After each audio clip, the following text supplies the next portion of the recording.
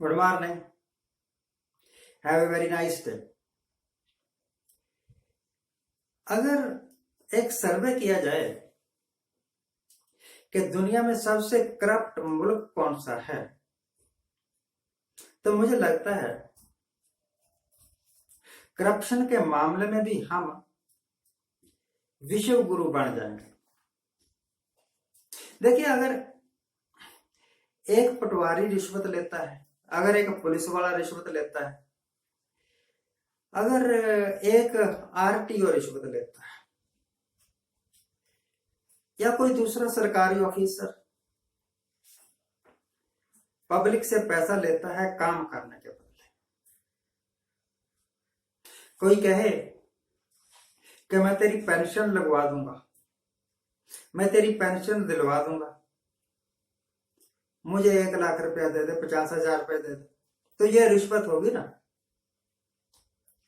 और फिर वो 50,000 या 1 लाख रुपया लेके काम कर दे,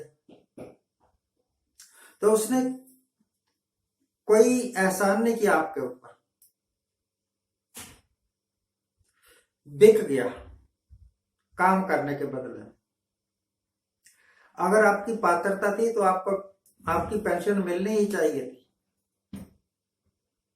अगर पात्रता नहीं थी और कुछ हेरा फेरी करके उसने लगवा दी, तो उसने अपने काम के साथ गद्दारी की, उसने अपनी ड्यूटी पूरी तरह नहीं निभाई। यही बात है ना, इसी को कहेंगे हम करप्शन। परंतु भाइयों, अगर एक सरकार ही पूरी की पूरी करप्ट हो, अभी जो महाराष्ट्र में हुआ, मैं इसको करप्शन का सबसे बड़ा उदाहरण समझता हूं। पहले कर्नाटक जैसे कई प्रदेशों में हो चुका है, मध्य प्रदेश जैसे कई प्रदेशों में हो चुका है। एक पार्टी सत्ता में है और दूसरी पार्टी विरोध में है, और सत्ता में आने के लिए तड़फड़ा रही है, परंतु उसके पास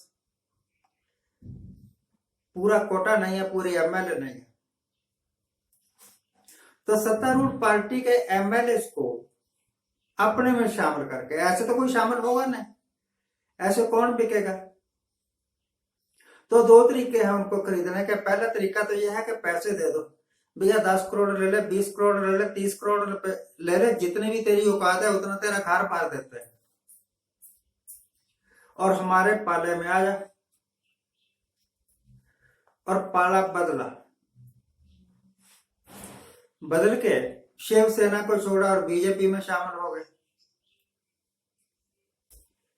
या किसी दूसरी पार्टी में शामिल हो गए और सरकार बना ली। वो आदमी जिसके पास 30-40 एमएलए ही हैं, और वो पार्टी जिसके पास 100 से ऊपर एमएलए है, 100 से ऊपर एमएलए वाली पार्टी 30-40 वाले एमएलए को सपोर्ट कर रही है कि बनाओ सरकार, और जिनके पास पूरा बहुमत था उनको हटा दिया, बरतरफ कर दिया। इससे बड़ा करप्शन और क्या हो सकता है। एक पटवारी जब पैसे लेके किसी का काम करता है, मान लो निशानदेही की करवाता है, तो वो करप्शन है। एक पुलिस वाला जब पैसे लेकर कुछ काम करवा देता है तो वो करप्शन है। एक आरटीओ जब पैसे लेके किसी के कागज निकलवा देता है तो वो करप्शन है। तो पैसे लेके किसी की सरकार गिरवा देना और पैसे लेके किसी की सरकार बनवा देना, ये भी तो करप्शन है। सिर्फ पैसे लेकर सरकार बनाई या सरकार गिराई ही नहीं, अपना ईमान गिरा दिया। जिन लोगों ने विश्वास किया था कि ये हमारे अपने हैं, उनके पीठ में खंजर घोंप दिया। तो हमारे मुल्क में एक संस्था है एंटी करप्शन। एंटी करप्शन वालों को ये पता ही नहीं लगता कि कितने एमएलए कब बिक रहे हैं। अगर पता हो तो इनको पकड़े ना, इन्फोर्समेंट डायरेक्टरेट को भी नहीं पता लग रहा कि यहां पैसा इधर से उधर जा रहा है, करोड़ों रुपए। और कल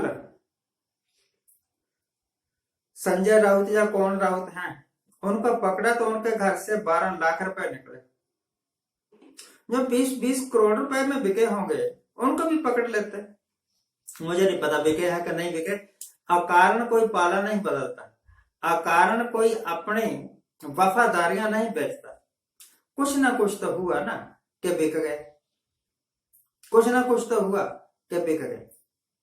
जब ये दूसरे पाले में थे तो इनको इनकम टैक्स वाले भी तंग कर रहे थे, ईडी वाले भी तंग कर रहे थे, और भी कई दूसरी संस्थाएं होंगी जिनका ड्रावा दिया जा रहा था।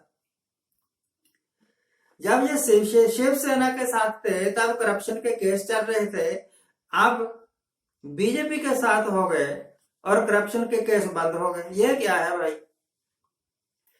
अब नहीं करप्शन। तो सबसे ज्यादा करप्ट हिंदुस्तान में अगर कोई चीज है तो वो तो पॉलिटिक्स है ना। पॉलिटिक्स सबसे करप्ट है। अगर हिंदुस्तान में से करप्शन खत्म करनी है तो सारे लालची, सारे करप्ट पॉलिटिशियंस को खत्म करना होगा। हमारे पास इतनी जेलें तो है नहीं भैया कि सभी को पकड़ पकड़ के अंदर कर दे जेल के। वहां जाके भी इन्होंने करप्शन ही करनी है, वहां जाके जेलरों को करप्ट कर देना है।